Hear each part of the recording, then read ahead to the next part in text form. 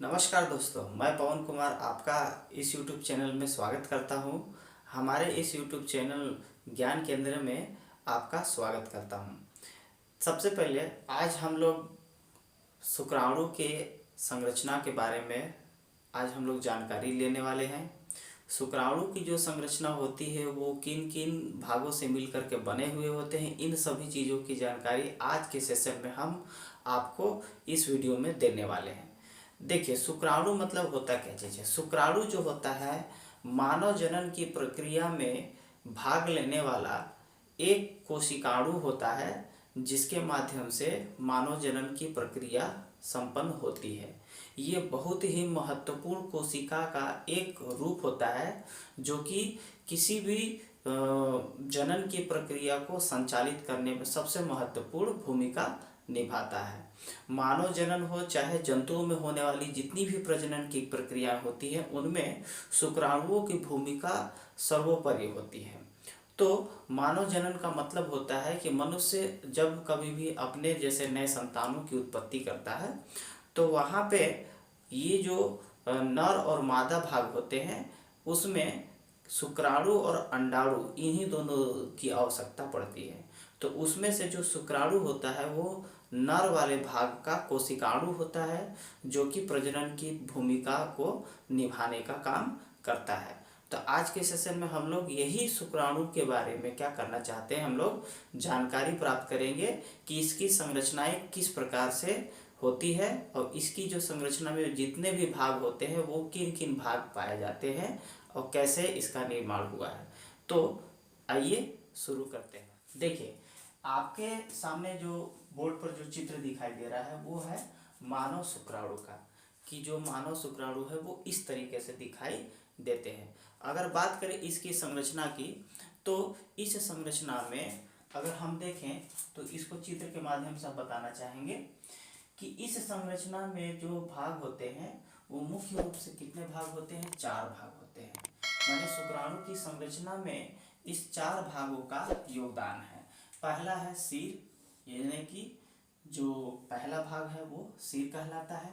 दूसरा जो भाग है वो है ग्रीवा, जिसको हम नेक के नाम से जानते हैं, सिर को हेड के नाम से जानते हैं। तीसरा जो भाग होता है वो होता है मिडिल पीस, जिसको हम मध्य भाग कहते हैं। और चौथा जो भाग होता है वो होता है पूंछ, जिसको हम लोग टेल कहते हैं। तो अगर मान लीजिए हम इस चित्र के माध्यम से आपको समझाने का कोशिश करें तो जो सिर वाला भाग होता है वो यहाँ पे है। देख लीजिए, ये जो चित्र दिखाई दे रहा है इसमें जो आगे वाला जो हिस्सा है, ये जो शुक्राणु, इस शुक्राणु का जो आगे वाला हिस्सा जो कि गोलाकार और चपटा है। मतलब अगर देखा जाए तो शुक्राणु का जो सिर होता है वो गोलाकार और चपटा है ना, गोलाकार चपटा दिखाई देने वाला संरचना होता है जो कि इस शुक्राणुओं के आगे पाया जाता है। अगर हम देखें तो इस सिर वाले भाग में एक छोटा सा आगे तरफ चौड़ा वाले भाग को यहाँ पे जो हाईलाइट किया गया है, इसको हम कहते हैं एक्रोसोम कहते हैं। यानी कि सिर के भाग में भी पाए जाते हैं एक्रोसोम पाए जाते हैं। ये जो एक्रोसोम है वो कैसे होते हैं, तो ये जो एक्रोसोम है वो गालजिकाय से बना हुआ भाग होता है। किसके माध्यम से, तो गालजिकाय के माध्यम से बने हुए होते हैं। यानी कि गालजिकाय से बना हुआ जो एक्रोसोम जो पाया जाता है वो इस शुक्राणु के सिर वाले भाग में पाए जाते हैं।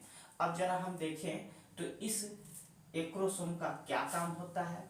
तो यहाँ पे जो एक्रोसोम होता है वो कभी भी जब भी शुक्राणु जब अंडाणु को निषेचित करते हैं, तो शुक्राणुओं के अंडाणु को जब निषेचन करने की घटना होती है तो उस वक्त अंडाणु में निषेचन की घटना में अंडाणु के बाहरी लेयर को ये क्या करते हैं, छिद्र बनाने में या वहाँ पे निषेचन करने की घटना में सबसे महत्वपूर्ण भूमिका अदा करते हैं, जो कि ये एक्रोसोम का होता है। एक्रोसोम मुख्य रूप से अगर देखा जाए तो निषेचन करने का ही घटना में हेल्प होता है। तो यहाँ पे जो गालजिकाएं हैं वो गालजिकाएं ही इसको क्या करते हैं, मदद करने का काम करते हैं। तो ये हुआ पहला भाग जिसको हम लोग क्या कहते हैं, सिर वाला भाग कहते हैं। इसी सिर वाले भाग में बीच में देख सकते हैं, तो आप छोटा सा जो पॉइंट जैसा आकृति जो दिखाई दे रहा है, ये है न्यूक्लियस।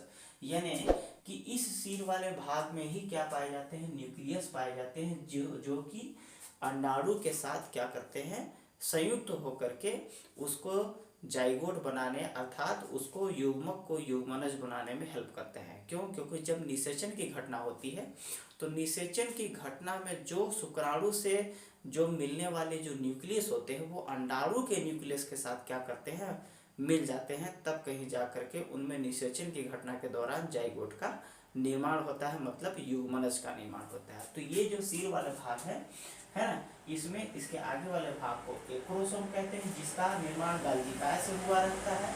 और इस सिर वाले भाग में पाया जाता है क्या, मध्य में न्यूक्लियस, जो कि जाइगोट बनाने में इन्हीं का योगदान होता है निषेचन के बाद। अब जरा देखिए दूसरा वाला भाग, तो जो ग्रीवा वाला भाग है वो ठीक इस शुक्राणु के जो सिर वाले भाग है इसके ठीक जस्ट पीछे होता है, जिसको हम लोग कहते हैं ग्रीवा। इस ग्रीवा में अगर देखा जाए तो यहाँ पे जो ग्रीवा वाला जो भाग होता है ना, वो सेंट्रोसोम का बना हुआ होता है। ये जो सेंट्रोसोम होता है यहाँ पे, ये दो तरह के यहाँ पे पाए जाते हैं सेंट्रोसोम। ये सेंट्रोसोम से बना हुआ ये जो है ग्रीवा भाग पाया जाता है ना। ये सिर के पीछे, सिर के पीछे का पतला भाग, पतला भाग होता है। यानी कि ये जो पतला भाग है वही कहलाता है नेक, यानी कि ग्रीवा। अब इसमें क्या पाया जाता है, सेंट्रोसोम पाया जाता है। यहाँ पे सेंट्रोसोम पाया जाता है। ये जो सेंट्रोसोम होता है सेंट्रियोल से बने हुए होते हैं। ये जो सेंट्रियोल है वो मुख्य रूप से अगर देखा जाए तो कोशिकाओं के विभाजन में ये क्या करता है, प्रेरित करने का काम करता है निषेचन के बाद। अब उसके बाद देखिए ये हुआ नेक वाला भाग। इस नेक वाले भाग के जस्ट पीछे वाला भाग, जिसको हम लोग क्या कहते हैं, मिडिल पीस बोलते हैं, मध्य वाला भाग। ये नेक वाले भाग के पीछे वाला जो भाग होता है मध्य वाला भाग, इस मध्य वाले भाग में अगर देखा जाए तो इसमें क्या होता है, माइटोकॉन्ड्रिया पाए जाते हैं। इसमें माइटोकॉन्ड्रिया, इसमें माइटोकॉन्ड्रिया का श्रृंखला पाया जाता है। माइटोकॉन्ड्रिया का श्रृंखला पाया जाता है ना, जो कि मुख्य रूप से इस शुक्राणु के नेक के पीछे वाले भाग में होता है। ये जो माइटोकॉन्ड्रिया होता है ये यहाँ पे पाए जाने से इसका क्या महत्व है, तो इस माइटोकॉन्ड्रिया के माध्यम से इस शुक्राणु को इस स्थान पर गति करने और एनर्जी करने में, एनर्जी को जो है उत्पन्न करता है, जिसके माध्यम से इस शुक्राणु को गति करने में बहुत योगदान देता है। मतलब अगर कभी भी शुक्राणु क्या करेंगे, एक स्थान से दूसरे स्थान जाना चाहते हैं या फिर एक स्थान से दूसरे स्थान जब जाते हैं तो उनको आवश्यक ऊर्जा प्रदान करता है गति प्रदान करने के लिए। तो ये गति जो होती है वो उनको क्या करती है, माइटोकॉन्ड्रिया के माध्यम से प्राप्त होने वाले एनर्जी के माध्यम से होती है। यानी कि एनर्जी जो होती है वो इस शुक्राणु को गति देने में सबसे बड़ा योगदान देती है। अब अंतिम है भाग उसका पूंछ वाला भाग, यानी कि माइटोकॉन्ड्रिया वाले भाग जो मिडिल पीस होता है उसके पीछे वाला भाग जो पतला वाला भाग होता है वो होता है क्या चीज़, पूंछ, जो कि इनको मुख्य रूप से अगर देखा जाए तो किसी भी लिक्विड वाले क्षेत्र में गति करने में बहुत बड़ा योगदान देता है।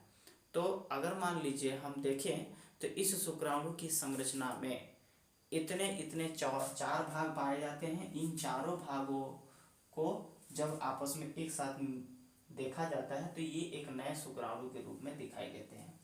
तो आज के सेशन में हम लोग क्या पढ़ें, शुक्राणु की संरचना के बारे में। इसके आगे वाले सेशन में हम किसी नए वीडियो के साथ उपस्थित होंगे। तब तक के लिए धन्यवाद, नमस्कार।